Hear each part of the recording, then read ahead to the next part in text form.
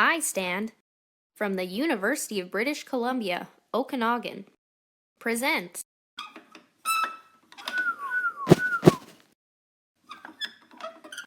Mathapults Part B. First, let's look at the important parts of a catapult. The arm supports the load. The fulcrum is what the arm turns on. It is known as the pivoting point. The base stabilizes the catapult structure. Here you can see the arm and the base together make an angle. Can you name 2 units of measure used to describe an angle? You can use degrees or radians. You have probably heard of degrees before, but what about radians? In order to understand what a radian is, we first need to look at some properties of a circle. The diameter measures the distance across your circle. The radius is half your diameter. It's not a coincidence that the word radius and radian sound similar. If we create an angle, you can see an arc has formed on the circle between the 2 points where the end of the angle lines intersect with the circle. An easier way to say all that is the arc subtends this angle. Now let's say the angle that we drew is the right measurement for the arc subtending the angle to also equal the radius. This denotes 1 radian. So when asking how many radians is an angle, it's like asking how many radiuses or radii subtend that angle. Let's take a look at this angle, shown in green. You can see that the arc that subtends this angle is the circumference of the circle. Recall that the circumference of a circle is equal to 2 pi r. By using the unit circle where r is equal to 1, we can see that the circumference of the circle will be equal to 2 pi. Therefore, this full revolution is equal to 2 pi radians, since 2 pi radiuses or radii is equal to the circumference. Let's compare degrees and radians. We just discovered that a full revolution, or 360 degrees, is equal to 2 pi radians. What if we want to know how many degrees are in 1 radian, or vice versa? Let's simplify. Divide each side by 2. Now we are left with 180 degrees is equal to pi radians. Let's keep simplifying. Divide each side by pi. And you are left with 180 over pi degrees is equal to 1 radian. That's approximately 57.3 degrees per radian. If we want to know how many radians per degree, we have to simplify differently. Divide each side by 180, and you are left with 1 degree equals pi over 180 radians. This is useful to know if we need to convert between radians and degrees. Do you know what type of angle this is? The catapult was in a position that formed an acute angle. An acute angle is sharp, like the end of a pencil.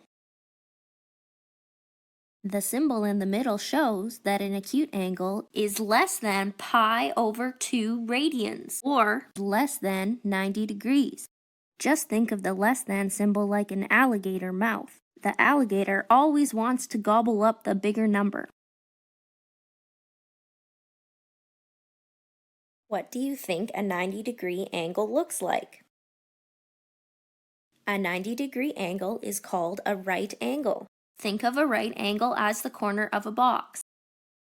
A right angle is always equal to pi over 2 radians, or 90 degrees. What angle is greater than 90 degrees?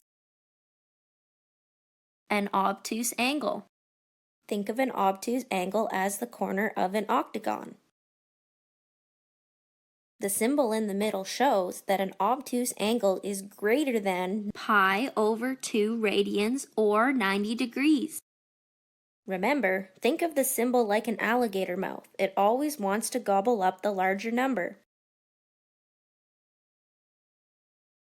Can you remember all the types of angles? An acute angle is less than pi over 2 radians. A right angle is equal to pi over 2 radians. and an obtuse angle is greater than pi over 2 radians.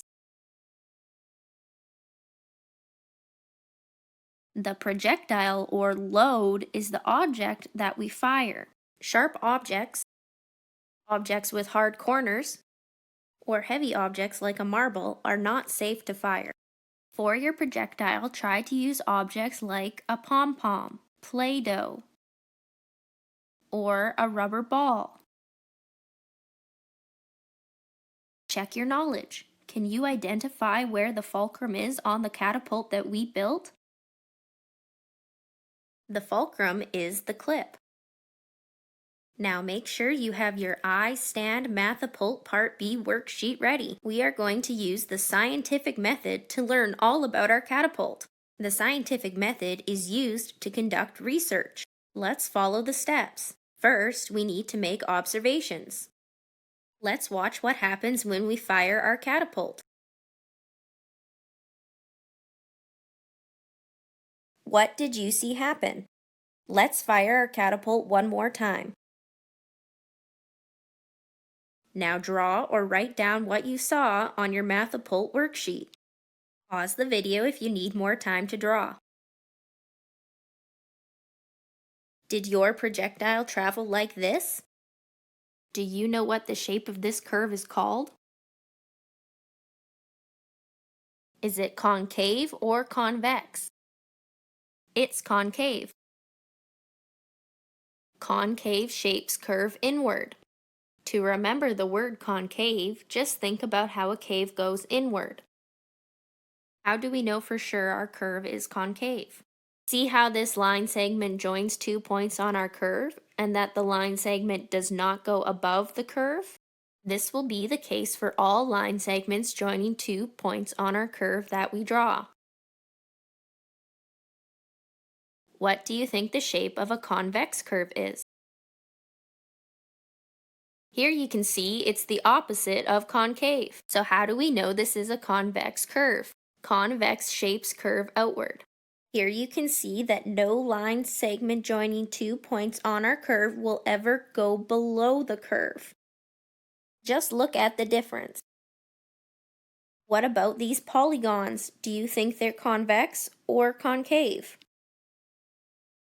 The first polygon you see here is concave because it has one interior angle greater than pi radians or 180 degrees. The second polygon is convex because all the interior angles are less than pi radians or 180 degrees. What about the last polygon? What do you think it is? It's also convex. It's time to form a hypothesis. Let's make a prediction. Will a heavier object or a lighter object be catapulted further away? Write down what you think will happen on your Mathapult worksheet. Pause the video if you need more time. Now let's conduct the experiment. For the lighter object, try to use something like a pom-pom, and for the heavier object, try to use something like Play-Doh. Now fire your catapult. Make sure you record your results on the Mathapult worksheet. Measure the distance between the base of your catapult and where your projectile landed. DI, or your initial distance, will be 0 because that's where your projectile started. Use your measuring tape to find the final distance, which is where your projectile landed. Record the results in your table on your Mathapult worksheet. Fire your catapult twice with the pom-pom and twice with the Play-Doh to see which will go further. If you have a timer handy, you can also time how long your projectile is in the air for. Do you know where the median is? The median is in the middle. Find the halfway distance on your measuring tape and record it in your table, or you can divide your final distance by 2 to find the median. Do you notice anything else about the median? In this case, it is the distance at which our projectile was at its highest point in the air. Do you know what the difference between the mean and the median is? The mean is the average of a set of numbers. Here you can see we are using the letter X to represent our numbers. However, you can assign any letter you like for the variables to represent our numbers. In order to take the average of a set of numbers, what you have to do is add each number in the set together, then divide by how many numbers are in your set. In this case, we have 5 numbers in our set. Let's do an example. Remember, first we have to add all the numbers up in our set. 0 plus 5 plus 10 plus 15 plus 20 equals 50. Now we divide by how many numbers are in our set. 50 divided by 5 equals 10. So our mean is equal to 10. Remember that the median is the middle number in a set of numbers. Let's use the same set of numbers that we used in the example with the mean. Here is our organized set of numbers. The median is in the middle. Therefore, the median is equal to 10. This means that our mean and our median equal the same thing. Will this always be the case? No, it won't. Can you think of an example where the mean and the median will be different? The final step of the scientific method is the conclusion. Which went further, your heavier object or your lighter object? Write down what happened on your Mathapult worksheet. We looked at how heavy our projectile objects were. Can you think of anything else that might have affected the results? What about air resistance? Air resistance slows objects down that fly through the air. Depending on the surface of your projectile, air resistance can affect objects differently. Other forces can also affect your projectile. How far back you pull your catapult arm could also affect the trajectory of our projectile. The further you pull your arm back, the more energy you place in the system. Can you think of anything else that might have affected the trajectory of our projectiles? What would happen if you made some modifications to your catapult? What if you increased the length of your arm? What modifications can you make? Go ahead, explore the possibilities. Thank you for joining iSTAND Mathapults Part B.